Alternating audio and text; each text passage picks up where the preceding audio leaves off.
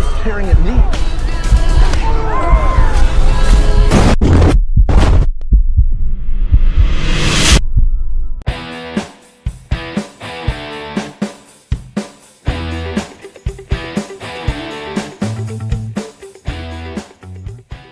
Hello everyone, welcome back to a brand new movie review on the channel today. And before anything, I do want to apologize. I understand that I had said that this video was probably going to be out this weekend. As you can tell, it's not this weekend. It's not the first weekend this movie's come out. That's my bad. I had a lot of difficulty with the filming process of this movie and time. But if you haven't guessed it already, today we are going to be talking about the brand new Christopher Nolan film, Oppenheimer. Now this film is a biopic based upon Robert Oppenheimer, otherwise known as the father of the atomic bomb. There was a lot of anticipation around this movie, especially considering the fact it was coming out the same weekend as Barbie, which if you haven't seen my review of that, I definitely highly recommend going to see that video. I'll put a link to it in the description. But today I'm finally going to be talking about the other side of the coin, I guess you could say. We're finally going to be talking about Oppenheimer today, and I just wanted to address this. There's a lot, and I mean a lot of love for this movie. A lot of people are really loving this movie. They're coming out crying. People are coming out really depressed because this movie's a lot, and we're going to get to that later. But I really wanted to give my thoughts on this movie because I'm going to say it right now, I do really like this movie. I'm very much with everyone else, but I had a couple things I wanted to say about this movie more that I think really needed to be talked about with this movie, in my opinion anyways. But just before anything, I just want to get some of the really good stuff out of the way first that's kind of more obvious,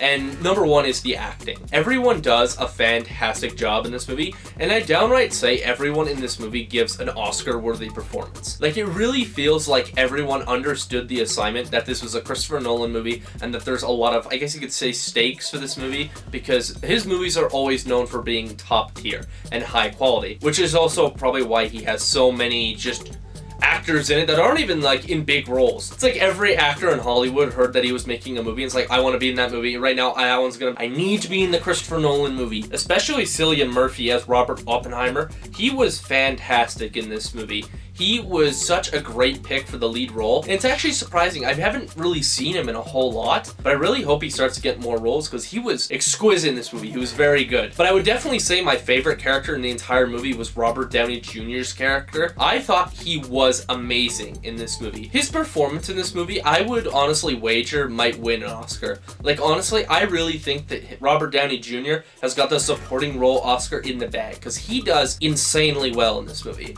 Like, he is really freaking good in this movie. And that's crazy because he's been in Hollywood forever. Like, he's literally Iron Man. And I would definitely say that this is his best performance he's ever done. And another really good standout in this movie that I really wanted to talk about was Emily Blunt. Not a lot of people, in my eyes, are talking about her performance nearly enough as they should, just like everyone else, but I really think that she was amongst one of the standouts. Another really obvious thing in this movie I also wanted to talk about was the cinematography, which is fantastic in this movie. Christopher Nolan is always really good for his really great cinematography, and this movie is no different. And it's actually especially interesting because this movie is basically 95% dialogue. You're getting a lot of information thrown at you all at once. And if a shot doesn't look great or the movie looks almost like bland or too simple, it could easily make some of these things seem actually kind of boring. And I'm actually really impressed by Christopher Nolan. He made all of those scenes really great with the cinematography. It's very dynamic, and it's actually pretty different compared to most movies in my opinion. I actually was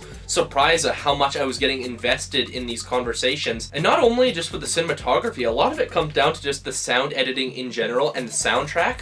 It's incredible in this movie. The soundtrack in this movie gives the movie such a weight almost. It gives every theme a sense of tension, because this movie is very much made to make you get on the edge of your seat. It's supposed to make you feel things. It's supposed to make you feel depressed or very heavy inside. You're supposed to feel very down of the gravity of the situation and what's happening on screen. And it makes a lot of the scenes just so much more impactful, especially with our main character of Oppenheimer realizing the things that he's done and the things that this bomb is eventually gonna do and does do in this movie. It is tragic, and it makes you really feel the weight of these characters and the choices that these characters have to make throughout the movie. And I thought that Christopher Nolan did a fantastic job at showing that without the use of violence or anything. And also, I do want to quickly talk about it. The one scene where the bomb goes off, and specifically when they're testing the bomb, is downright amazing. Christopher Nolan claims that literally he didn't put any CGI in this movie,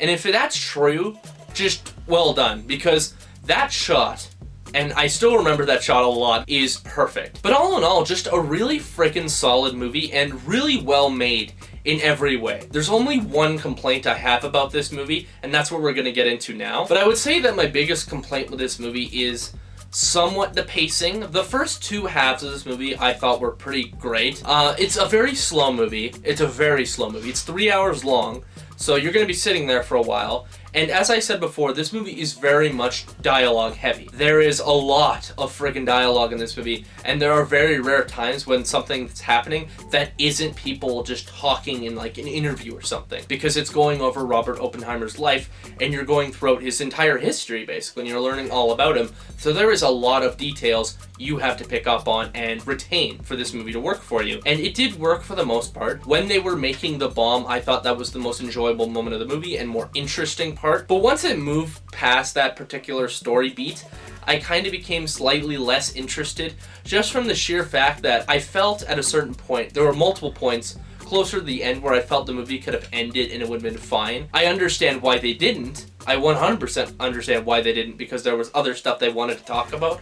But personally for me, it wasn't nearly as investing as that first two halves of the movie. I thought the first two halves were downright 10 out of 10s. But honestly, the only real complaint I would have is that that third half is very slow, and that's not going to be ideal for everyone, and especially wasn't ideal for me, especially when the rest of the movie was so great. This is definitely a movie you cannot put on in the background and just enjoy. You really have to analyze this movie. You really have to focus in this movie, and a lot of people in that regard too are going to be thrown off by this movie, is that it is that very, very dialogue heavy, and not a whole lot happens honestly besides that dialogue and you learning about certain characters, and that's good from some aspects, but in some aspects people might find that a little bit boring. I personally didn't, and that's why I'm going to give this movie a 9 out of 10.